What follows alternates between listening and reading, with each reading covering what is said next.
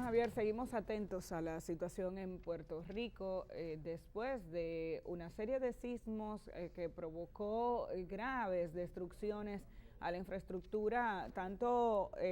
residencial como institucional de esta isla. Puerto Rico no le ha ido bien en los últimos años, ha sufrido el impacto de varios fenómenos naturales que han traído como consecuencia el desastre en algunas de sus zonas. En esta ocasión, el impacto mayor estuvo en la región sur de la isla y por los reportes últimos de los medios locales, aparentemente habrá serias dificultades para que la zona sur de Puerto Rico pueda tener un restablecimiento de la energía eléctrica como con la rapidez con la que se necesita tener ese acceso. También hemos visto cómo la destrucción de viviendas o el agrietamiento de viviendas y de negocios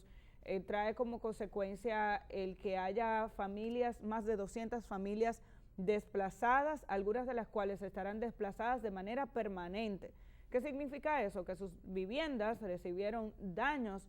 tan fuertes o resultaron destruidas que no podrán retornar a sus hogares y hoy en día las autoridades están buscando una solución a esta situación. Familias estuvieron durmiendo a la intemperie la primera noche. Tenemos que decir que el lunes se produjo un sismo de 5.6 más o menos, pero el martes a las 4:40, 4:20 de la madrugada del martes se produjo un movimiento telúrico mucho más fuerte de 6.4, que es el que provocó ya el derribo de las estructuras, muchas de las cuales habían resultado afectadas con el terremoto del lunes previo. Estamos dándole seguimiento a la cantidad de movimientos telúricos que hay en la región, en la zona, y hemos podido identificar que de este fin de semana para acá, en Puerto Rico ha recibido el movimiento sísmico de más de 20 movimientos fuertes de más de 4 grados, muchos de 4.5 en adelante. Incluso el último, por lo que estoy viendo en los satélites a los que le doy seguimiento, puedo identificar un movimiento fuerte de 4.2 alrededor de la 1 de la mañana. En Puerto Rico la gente no está tranquila, tiene mucha incertidumbre, algunas estructuras resultaron agrietadas de manera intensa y fuerte, lo que significa que hay una mayor vulnerabilidad y fragilidad en esas estructuras. Por eso mucha gente todavía hoy no ha podido retornar a sus hogares. Hay viviendas y negocios que tienen que ser evaluados, pero ya las autoridades convocaron al personal estatal, sobre todo de gobierno, para que retorne al trabajo en el día de hoy a la medida de lo posible, y han dejado, digamos que a decisión propia de los funcionarios que están en las zonas más afectadas, que determinen si pueden regresar a trabajar el día de hoy o no. Eso va a depender mucho de la situación en la que se encuentre su familia o su comunidad. Expresamos nueva vez nuestra solidaridad con el hermano pueblo de Puerto Rico, tanto por estos acontecimientos asociados a estos sismos que ha tenido durante los últimos días, como a otros fenómenos que han afectado a esta isla, no solo fenómenos de carácter naturales, sino políticos, porque recordemos la situación política que se generó recientemente en Puerto Rico, que implicó la renuncia, la salida de su gobernador a partir de un escándalo que este y otros funcionarios de esa isla provocaron con unas redes, unos chats que tenían en Instagram, donde se referían de manera muy negativa a figuras públicas, a figuras políticas, artistas en el hermano pueblo de Puerto Rico, y esto generó una gran movilización social que implicó la salida de este gobernador. Y a esto se suma entonces estos últimos hechos, huracanes como el huracán María, muchas lluvias que se generaron en la actual temporada ciclónica, en la recién pasada temporada ciclónica, lluvias que afectaron significativamente a Puerto Rico, y ahora esta situación de terremoto. El día de ayer, por suerte, el gobierno de los Estados Unidos y el presidente de ese país, Donald Trump, hicieron una declararon una emergencia en Puerto Rico, lo que implicaría una contribución, una ayuda económica para la recuperación de este país. Cuestión esta que es muy necesaria porque, por ejemplo, el proceso de recuperación de Puerto Rico después del huracán María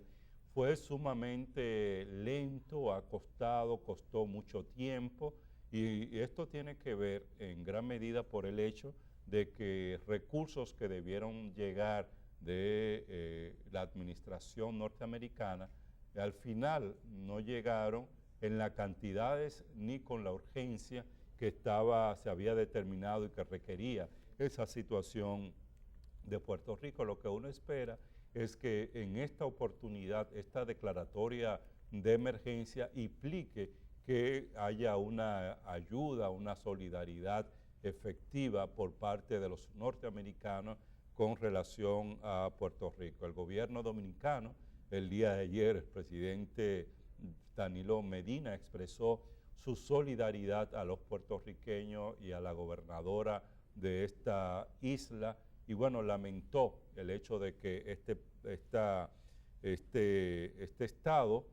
pues esté atravesando por esta situación. Y tú, Amelia, que has trabajado y dado seguimiento a estos temas que tienen que ver con este tipo de fenómeno, es muy importante que la República Dominicana se pueda mirar en esta situación y que esos esfuerzos de educación, de generar una mayor conciencia, de definir medidas y prácticas de prevención, pues se puedan hacer en nuestro país. Y no solo eso, ya algunos sectores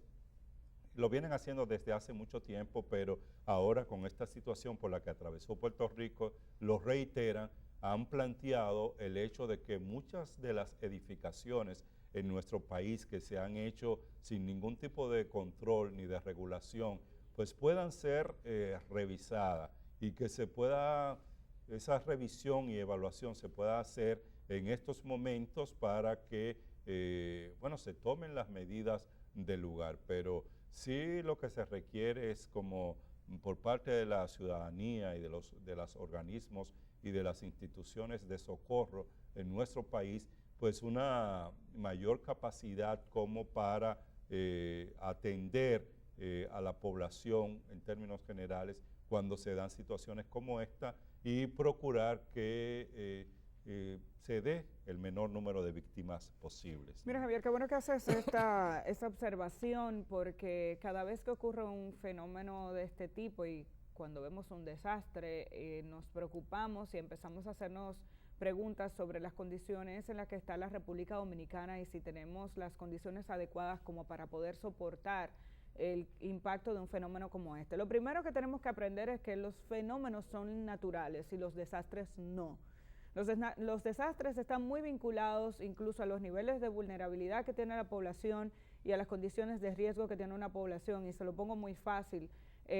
Si tuviéramos estructuras antisísmicas de manera generalizada, es muy probable que sea más difícil que las viviendas se caigan. Si no colocamos las viviendas a orilla del río, yo creo que tenemos clarísimo que cuando el río se desborda no inundaría la residencia de esas familias que constantemente tienen que ser evacuadas. Por tanto, si el río se desborda siempre, hablemos del caso del Bajo Yuna, por ejemplo, ya lo sabemos, si dejamos los asentamientos humanos a la orilla del río, entonces estamos colocando a esas familias en una condición de vulnerabilidad extrema que pueden traer como consecuencia un desastre, la destrucción de su residencia o la muerte de personas. Lo mismo ocurre con el tema de los sismos. Y con los terremotos tenemos que aprender que República Dominicana, así como es un país que está vulnerable ante los huracanes de manera frecuente, también estamos en una zona sísmicamente activa.